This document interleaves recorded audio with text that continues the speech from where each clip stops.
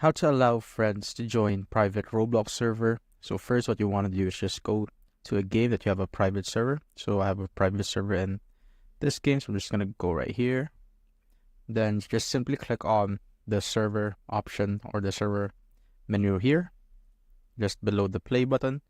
And here you will see your private server, so you could create your private server first. But since I already have mine right here, just simply click on the three dot icon here on the right side of it.